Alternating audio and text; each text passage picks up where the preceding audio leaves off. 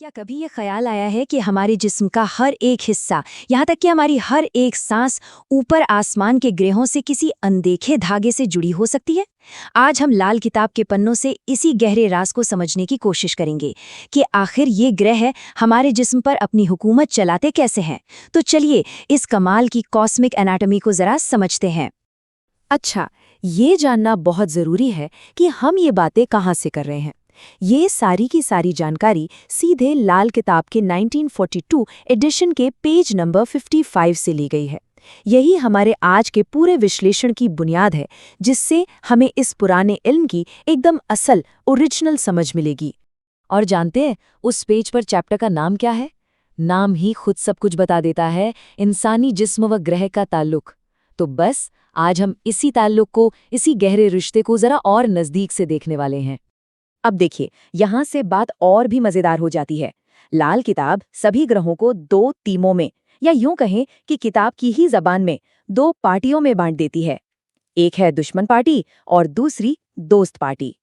तो देखिए, बाईं तरफ है दुश्मन पार्टी। इसका लीडर कौन? राहु। और किताब के हिसाब से इनमें दुश्मनी का एक फ्लो है, एक तरतीब है। जैसे शनिचर से सूरज, सूरज से शुक्र, और ये सिलसिला चलते चलते मंगल बद यानी बुरे मंगल से होता हुआ अपने लीडर राहु पर जाकर खत्म होता है। और दूसरी तरफ दोस्त पार्टी, जिसका रहनुमा है केतु। यहाँ दोस्ती का फ्लो देखिए, सूरज से चंद्र, चंद्रा से बृहस्पति, फिर मंगल नेक यानी अच्छा मंगल, और ऐसे ही आगे बढ़ते हुए आखिर में केतु तक। तो ग्रहों का सारा खेल, उनकी आपस की ये केमिस्ट्री इसी बुनियाद पर टिकी है। तो सवाल ये है कि ये दोनों लीडर राहु और केतु हमारे जिस्म में बैठते कहाँ हैं? तो देखिए, लाल किताब साफ कहती है, राहु तो सिर की रहनुमाई करता है और केतु पांवों चक्कर का मालिक है। मतलब एक का राज चलता है शरीर के सबसे ऊंचे हिस्से पर, तो दूसरा एकदम बुनियाद को, पैरों को संभालता है। अच्छा, लीडर्स की बात तो हो गई, पर बाकी ग्रहों का क्या? वो जिस्म में क्या करते हैं? तो चलिए अब जरा अंदर झांक कर देखते हैं कि ये बाकी ग्रह कैसे एक सलाहकार बनकर काम करते हैं। तो ये सलाहकार काम कैसे करते हैं, ये समझिए। केतु का इलाका कौन सा? धड़। तो धड़ में उसके सलाहकार कौन हुए? जिगर, जिसका मालिक मंगल है, और दिल, जिसका मालिक चंद्र है। ये दोनों केतु को सलाह देते हैं।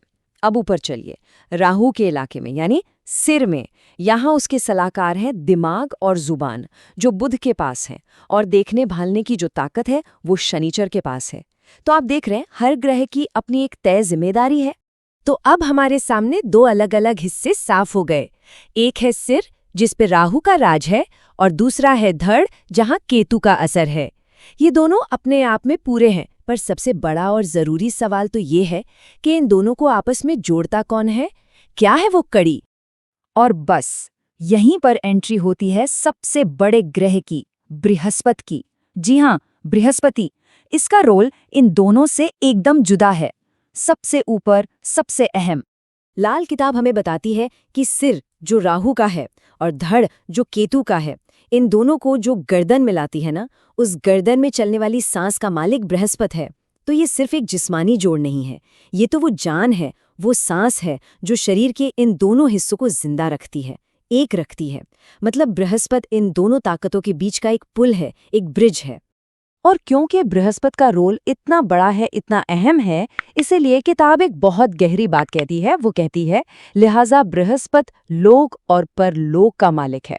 मतलब समझिए इसका, बृहस्पति सिर्फ हमारे इस जिस्मानी दुनिया यानी लोक का ही मालिक नहीं है, बल्कि ग्रहों की उस अनदेखी दुनिया, उस परलोक का भी मालिक है, जहां से हमारी किस्मत तय होती है। और जानते हैं, यही बृहस्पति की सबसे बड़ी खासियत है, इसी अनोखे गुण की वजह से, क्योंकि वो दोनों दुनियाओं को जोड़ने वाला है, एक पुल की तरह है। बृहस्पति किसी भी ग्रह से कोई दुश्मनी नहीं रखता, वो सबसे ऊपर है, इन पार्टियों से, इन गुटों से सबसे परे। तो ये सारी बातचीत हमें एक बहुत ही गहरे सवाल के सामने लाकर खड़ा कर देती है। सोचिए जरा, अगर एक अकेला ग्रह बृहस्पति हमारे जिस्म यानी लोक और हमारी किस्मत यानी परलोक के बीच की कड़ी है, तो फिर किसी के जन्म के वक्त कुंडली में उसकी हालत कैसी है, ये इस रिश्ते को, इस कनेक्शन को कितना मजबूत या कितना कमजोर बना सकती होगी, इस पर सोचिएगा जरूर।